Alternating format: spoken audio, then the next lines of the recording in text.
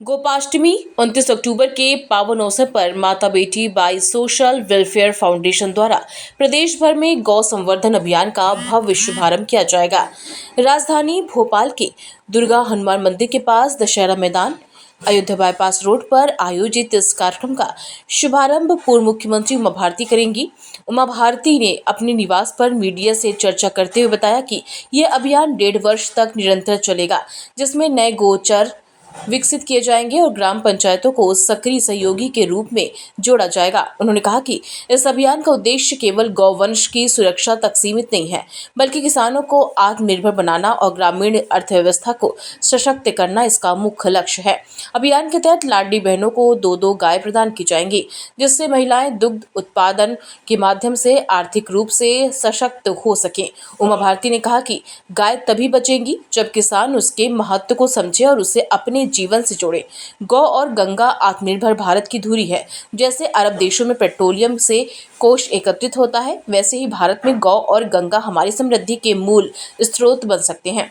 उन्होंने यह भी घोषणा की कि 4 नवंबर को गंगा जी की सफाई का राष्ट्रीय अभियान शुरू किया जाएगा, जिसमें देश भर से प्रमुख समाजसेवी और प्रतिनिधि प्रयागराज में एकत्रित होंगे।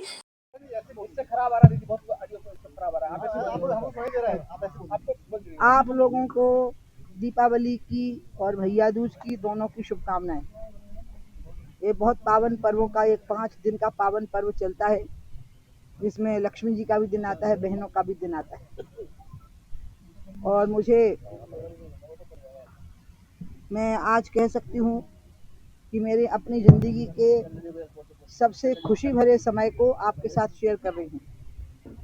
मैं बहुत दिनों से सोच रही थी कि जीवन की समग्रता के लिए क्या विशेष बात है जो जीवन को समग्रता का बोध कराती है।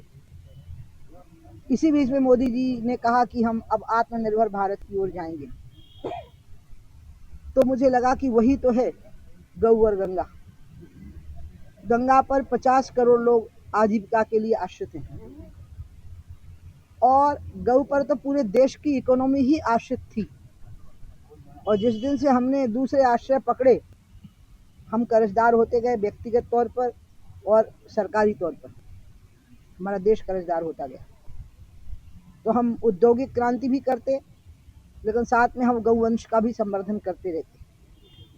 तो मुझे तो लगा जैसे मान लो वो बात वापस लौट आई हो जो 95 में हमने WTO का विरोध करते समय कही थी अटल बिहारी वाजपेयी जी ने। और इसलिए मुझे बहुत खुशी हुई। शराबबंदी की बात चली रही थी कि क्रमिक शराबबंदी को ठीक से लागू किया जाए, जिसमें कि लोग स्वाभाविक ऐसी स्थिति में आ जाएं कि कम से कम लोग शराब पी सकें। इसी बीच में आत्मनिर्भर भारत की बात आई तो गऊ की बात आ गई। मैं कह ही रही थी, तो शुरू हो गया था कि शराब छोड़ दो, दूध पियो गाय का। अब एक बहुत अच्छा समय आया तो मैंने अशोक त्रिपाठी जी को, जो इस विषय पे स्वदेशी में बहुत बड़ा काम कर चुके हैं, मैंने उनसे संपर्क किया और कहा कि आप गोपाष्टमी पर एक कार्यक्रम को प्रारंभ कर दीजिए। और वो कार्यक्रम है किसान गौ संवर्धन करे गौ पालन के द्वारा, क्योंकि गौशालाओं से गाय की रक्षा नहीं हो सकती। मैं शिवराज जी को भी कहती थी, मैंने मोहन जी को भी कहा, गाय तब बचेगी जब किसान उसको पालने की सामर्थ्य रखेगा, वो इच्छा रखेगा। इच्छा किसान की होनी चाहिए, सामर्थ्य सरकार प्रदान करे उसको। तो गाय से उसका परिवार भी चलेगा और जो गौ वंश पर आधारित खेती है वो स्वास्थ्यप्रद भी मानी जाने लगी है। इसी प्रकार से गंगा का कार्य बिल्कुल अंतिम सोपान पर है। जो कार्यक्रम 2014 से 2016 तक 2 साल गंगा जी मेरे पास में थी, फिर स्वतंत्र अथॉरिटी हो गई थी उनकी। उस समय जो कार्यक्रम मैंने बनाया था, अंत में सरकार उसी ट्रैक पे ले आई, क्योंकि कोरोना काल में बहुत हानि हो गई थी निर्माण कार्यों को, तो उसकी रीबजटिंग हुई है सारे कार्यों की। क्योंकि हम कहीं ना कहीं बाहर से लोन लेकर के हमारी सरकार उसको करती है। तो इसलिए ये बहुत अच्छा हो गया कि गौ और गंगा को हम एक साथ जोड़ सकते हैं। और वो कैसे जुड़ेगी मैं आपको बताती हूँ। गंगा और नर्मदा जुड़ेगी, गौ और गंगा जुड़ेगी। आपको याद हो, आप में से कुछ लोग तो उसमें छोटे होंगे, मैंने 2003 की अपनी कैंपेनिंग में यही कहा था कि मध्य प्रदेश के लिए गाय के दूध की धारा और नर्मदा के जल की धारा पर्याप्त होगी विकास के लिए। वो बात फिर लौटी है कि गाय के दोनों तरफ गाय के गौ आधारित कृषि शुरू हो, गौवंश पर आधारित, नर्मदा जी के दोनों तरफ। और इस बात के लिए मेरा कृषि मंत्रालय से MOU साइन हुआ था 2015 में कि जितने कृषि विज्ञान केंद्र गंगा किनारे के हैं, गंगोत्री से गंगा सागर तक, उसमें ऑर्गेनिक यानी गौवंश पर आधारित प्राकृतिक खेती की ट्रेनिंग दे दी जाए किसानों को। तो 30,000 रुपये महीना, 10,000 रुपये महीना उनको मिला करे। ऐसे बचरी गाय। तो ऐसे इसी प्रकार से जो लाडली बहना योजना है, आज ही मेरी गौपालन पशुपालन मंत्री लखन पटेल जी से बात हुई, उन्होंने भी कहा और अशोक जी का भी प्रस्ताव था, समस्त लाडली बहनाओं को 2-2 गायें दी जाए। तो जो 1500 रुपये की राशि उनको मिलेगी, उस राशि से ये 2 गौ का पालन करिए और आपकी राशि 5 से 7,000 रुपये महीना हो जाएगी आपकी इनकम उससे। तो उससे तो उल्टा आप सरकार को ही देने की स्थिति में आ जाओगी।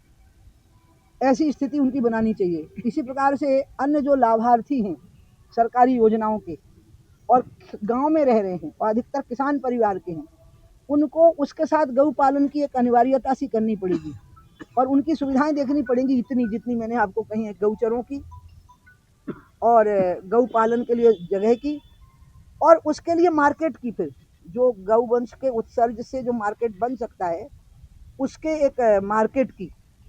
ये 3 व्यवस्थाएं अगर हो जाएंगी तो गाय बोझ रहेगी ही नहीं और तभी अपने आप स्वाभाविक नैसर्गिक भाव से गौ हत्या बंद हो जाएगी। नेचर, जैसे मैं कहा था, नैसर्गिक भाव से शराबबंदी करनी चाहिए। धीरे धीरे ऐसी स्थितियां बनानी चाहिए कि लोग शराब पी ना पाए, उनके घर के लोग पकड़ लें, मोहल्ले के लोग पकड़ लें, दुकानें ऐसी हो जाएं कि वो बेच ही ना पावे ज़्यादा ठीक से, तो सब ठीक हो जाएगा। आप उनको प्रोत्साहित करोगे, बढ़ावा दोगे तो फिर यही होना है। तो इसलिए जो शराब में होना है वही गऊ में होना है। आपको समाज को तैयार करना है, इसके लिए जनप्रतिनिधियों को तैयार करना है। मेरा यही मानना है। मैं शिवराज जी को भी कहती थी कि भैया, तुम जो गांव गांव में गौशालाएं खुलवा रहे हो, क्यों करवा रहे हो? जिले में एक गौशाला रखो और वो बहुत बड़ी मात्रा में उसकी जमीन हो और वहाँ जितनी बीमार, घायल, अपंग, अपाहिज गायें हों, अनाथ, उनको भर रखो। वहाँ वेटनरी का हॉस्पिटल रखो बहुत बड़ा, नंबर गाड़ियों के नंबर से गाड़ी चलाओ, एम्बुलेंस टू पिक देम आप जो घायल होकर पड़ी हैं, वहाँ उनका ट्रीटमेंट करो और किसानों को गोद दो, लाडली बहनाओं को गोद दो, उनकी गोद में दे देनी चाहिए वो कि आप इसका पालन करिए अगर वो दूध देने योग्य है। नहीं है तो किसी किसान को दीजिए कि उसका गोबर और उसके जो अन्न उत्सर्जन से मूत्र वगैरह, उसका कोई ना कोई प्रोडक्ट आपकी खेती के काम आएगा। तो ऐसे हम करेंगे तो हम गाय को बचा लेंगे। तो मैंने मोहन जी से अपेक्षा की है, योगी जी ने तो उसकी शुरुआत भी कर दी। और आपकी जानकारी में मैं एक बात डालना चाहती हूँ, तो लंबा हो जाएगा प्रसंग, जितना बने उतना दिखा देना, कि जो गल्फ कंट्रीज में जो लोग काम कर रहे हैं, उन्होंने एक कोष इकट्ठा किया है और वो कोष आ रहा है पेट्रोलियम मंत्रालय को, और वो कोष का एक प्रकोष्ठ बना हुआ है मंत्रालय में, उसका इंचार्ज एक ज्वाइंट सेक्रेटरी है। तो वो गौशालाओं के लिए, गौ पालन के लिए पैसे दे रहा है, 20 करोड़ पर गौशाला। लेकिन उनकी जो शर्तें हैं वो पूरी करनी पड़ती हैं कि NGO कैसा हो, सरकार का दखल कितना हो, बायोगैस भी उनको बनानी होगी उसमें, क्या ऐसी स्थितियां उस जगह की हैं और जगह कितनी हो। उसमें योगी ने 20 गौशालाएं ले ली थी और वो बहुत ठीक से चली, जिसमें दो को तो मैंने ही ललितपुर और झांसी में सांसद विकास निधि से पहले ही पैसा दे दिया था। 1 साल की पूरी सांसद विकास निधि करीब 5 करोड़ थी, तो मैंने दोनों जिलों को दे दी थी, ललितपुर और उनको। फिर वो शुरुआत हुई, किसानों की भागीदारी हुई और वो अपने आप में मॉडल गौशालाएं बनी और उसका प्रेजेंटेशन हुआ फिर लखनऊ में, सब DM को दिखाया गया। DM ने बहुत अच्छा काम किया था दोनों जिलों के। तो इसलिए मैं चाहती हूँ कि इसमें आपका सहयोग मिले। मुझे 2-3 बातों से अड़चन आ जाती है। राजनीति में हाशिए पे पड़ी उमा भारती, नो, मैं राजनीति में हाशिए पे इतनी भी नहीं हूँ। मेरी खुद की इच्छा है कि मैं इस काम को करूँ और सरकार का सहयोग करूँ और सरकार का सहयोग लूँ। जहाँ मुझे लगेगा कि सरकार के रुख से कोई अड़चन आ रही है तो मैं सार्वजनिक बोलूँगी नहीं, मैं अकेले। आपको लगता होगा कि मैं बोलती नहीं हूँ, मैं अकेले में बहुत कस के बोलती हूँ और अधिकतर ऐसी बात होती है कि बात माननी पड़ती है। तो इसलिए अब गंगा के बारे में कार्यक्रम है 4 नवंबर कार्तिक चतुर्दशी है, जब कार्तिक स्वामी ने असुरों पर विजय प्राप्त की थी। वो दिन देव दीपावली के रूप में बनारस में मनाया जाता है। तो प्रयाग में भीड़ नहीं होती उस दिन। मेरे को चाहिए था कि भीड़ ना हो उस दिन, जो लोग हों वो इसी के लिए आए हों। तो जितने भी आए, थोड़े मैंने बुलाए ही कम है, क्योंकि व्यवस्था करने में बहुत कठिनाई होती है।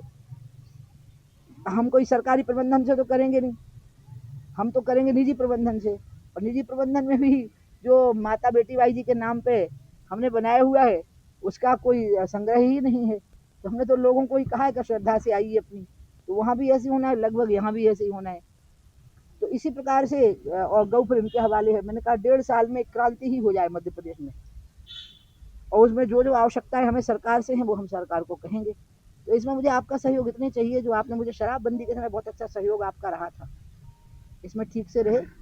और फिर इसके बाद में मैंने पार्टी को सूचना एक प्रकार से कर दी है कि मैं 2029 का चुनाव लड़ने के लिए तैयार हूँ। पार्टी अगर लड़ाना चाहेगी तो मैं 2029 का जरूर लड़ूंगी, मैंने ऐलान ही कर दिया है।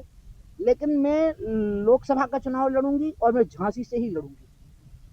अब पार्टी कहेगी तो मैं ना नहीं करूंगी। अब की बार 2 बार तो मैंने पहले ही घोषणा कर दी थी 6 महीने पहले कि नहीं लड़ूंगी। अब तो मैं लगभग 2.5 साल हो जाएंगे चुनाव को। पहले इतना कहा था कि कहीं से भी लड़ूंगी, अब आप झांसी कह रही हैं। हाँ, मैं अभी झांसी में जब पहुंची ना तो मुझे लगा नहीं, अपना दिल तो यही है। मध्य प्रदेश में भी आप? मध्य प्रदेश मेरे दिल में तो पूरा आप भी हो, पूरा हिंदुस्तान मेरे दिल में है, पूरी दुनिया ही है। बस बातचीत शुरू हो गई, सवाल जवाब शुरू हो गए। मैं ध्यान लगा के कभी बैठूं, मैं ध्यान लगाती कम हूँ, क्योंकि ध्यान लगाने में मुझे दुनिया भर की बातें याद आने लग जाती। भोपाल से आदित्य सराठे की रिपोर्ट।